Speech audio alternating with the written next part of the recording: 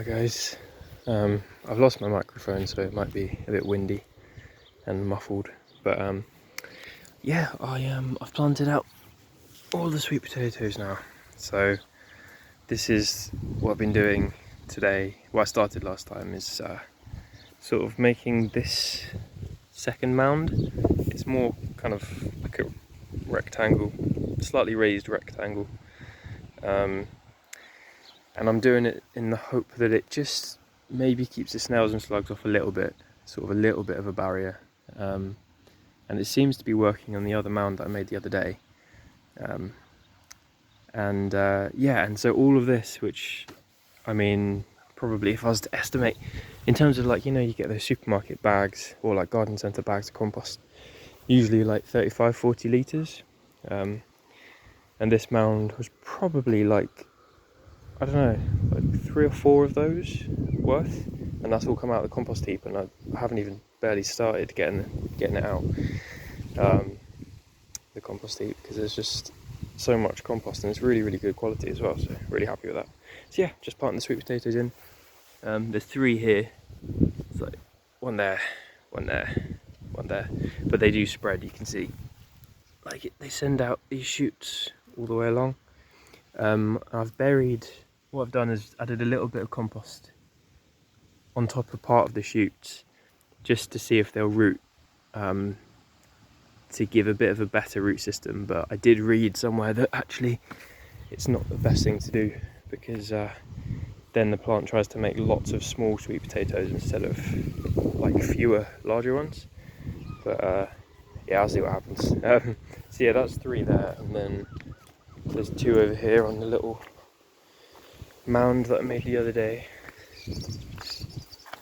and they've been here for, I mean, this one's been here for about a week, and you can see it is getting nibbled, but nothing too bad. And this area actually is probably the worst, because there are a lot more kind of hiding places for slugs and snails. Sorry, my camera's just not, there we go. So yeah, I've got 2 there, 3 there, and I've got 1 that's actually in a pot at home, which I'm going to keep in the greenhouse, and that's my kind of insurance plant. So hopefully I'll get some sweet potatoes somehow. Sweet corn's going to go in there probably in like maybe a week or 2. And by the way, it's very late for planting out sweet potatoes, so ideally I would have probably done it at the start of June, but that's when I got the tiny little plug plants, so I got them quite late. But yeah, we'll see what happens. Hopefully, because we're in the south, we do have a bit of a longer season, but yeah, hopefully get some sweet potatoes. So yeah, that's what we've been doing today really. And then I just potted up a couple of melons into these big pots, which I found because they've got a little area where people give away like stuff they don't want on the allotment, so there's a lot of people put pots there. So I've just snapped up these pots, which are probably like 7 litres and 5 litres, I reckon.